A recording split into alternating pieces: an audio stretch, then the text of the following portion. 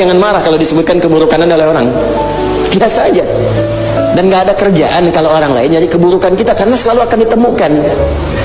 Artinya kalau ada orang mencela kita atau menyebutkan keburukan kita misalnya, atau menggibahkan kita, itu artinya kita benar-benar manusia. Sebab kalau nggak ada aib namanya malaikat. Jelas ya? Dan nggak usah marah. Sebab kita punya dua keuntungan. Keuntungan pertama, Allah sedang menetapkan bahwa kita benar-benar manusia. Yang kedua, saat disebutkan nama kita dengan kejelekannya misal, kalau itu kemudian benar, hati-hati menjadi gibah, kalau itu salah menjadi fitnah. Dan setiap gibah atau fitnah ketika disebutkan, maka semua dosa kita ditransfer kepada dia, dan pahala dia ditransfer ke kita. Terkadang para istri itu perempuan betulnya tidak ingin menang ya, jadi kalaupun ada persoalan suami istri, para istri perempuan itu nggak ada kok sifat watak ingin menang. Yang diinginkan itu Anda suami mengaku salah. Itu lebih bagus, membahagiakan itu lebih bagus daripada kita mempertahankan gengsi di atas kesedihan istri. Bikin statusnya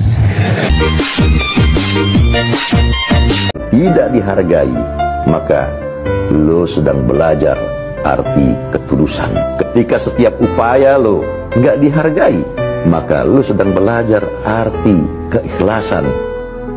Dan saat hati lo kecewa dan terluka amat dalam, di situ lo sedang belajar arti memaafkan.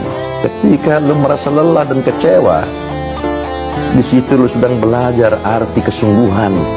Dan ketika lo merasa sendiri dan sepi, sesungguhnya kalau sedang belajar arti ketangguhan. Kita nggak mungkin menyenangkan semua orang. Karena itu, cukuplah perbaiki hubungan kita dengan Allah. Dan jangan terlalu peduli dengan penilaian manusia. Itu kata Imam Syafi'i. Akhir-akhir ini kita sering diperlihatkan kematian orang-orang di sekitar kita, Bang. Kematian itu nasihat terbaik. Setiap yang bernyawa pasti bakal mati. Jangan perlihatkan kesedihanmu, karena kesedihanmu adalah hiburan bagi mereka yang membencimu. Tetaplah tersenyum walaupun sedang bersedih. Mantap. Ya tenan. Kejarlah dunia, pasti tak dapat. Kalaupun dapat, pasti tak banyak. Kalaupun banyak, pasti kau tak puas. Kalaupun puas, pasti takkan lama. Masya Allah. Tapi kalau akhirat kau kejar, pasti dapat. Sudahlah dapat, pasti banyak. Sudahlah banyak, pasti kau puas. Sudahlah puas, abadi selama-lamanya. Apa yang kalian takutkan? Ayam tak kuliah, tak punya kerja, anaknya banyak. Tidak risau dia. Dari sabab harus berani. Antum kalau dia anak gadis orang dengan di WA, "Ukti bangun malam yuk." Apa?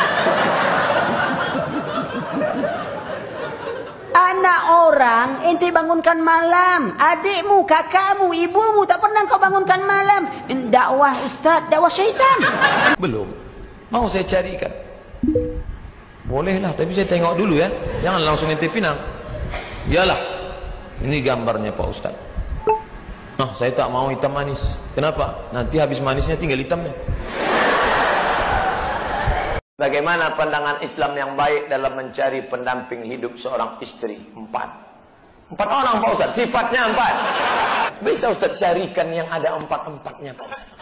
Kalau ada 4-4-nya ngapain untuk ente? Pagi, petang, siang, malam menteror saya. Maafkan dia. Jadi saya nggak boleh balas? Nggak boleh. Dilemparnya saya pakai batu, lempar dia pakai bunga. Sudah 2 kali, beri dia 2 tangkai. Yang ketiga, yakinkan potnya ikut sekalian. Baca ayat kursi, setan mati. Saya baca ayat kursi di rumah, kok setannya nggak mati Pak Ustaz? Oh bodoh. Sesama setan ya orang iso. Manusia tidak akan pernah bersyukur kalau matanya terlalu lama melihat nikmat orang lain. Tapi ketika dia melihat kelebihan yang diberikan Allah pada dirinya, lidahnya akan berkata alhamdulillah. Hatinya akan merasa cukup dengan pemberian Allah.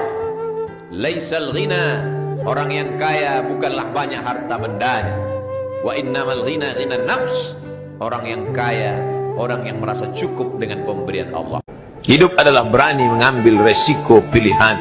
Ini adalah pilihan yang diberikan Allah Subhanahu wa ta'ala. Menjadi pohon yang tinggi, maka siap diterpa angin yang kencang. Menjadi rumput yang rendah, maka kau akan dipijak orang. Tentukanlah pilihan. Di situ ada kekuatan. Kau udah bang, anak kau berapa? 3. Mana gambar lakimu ini?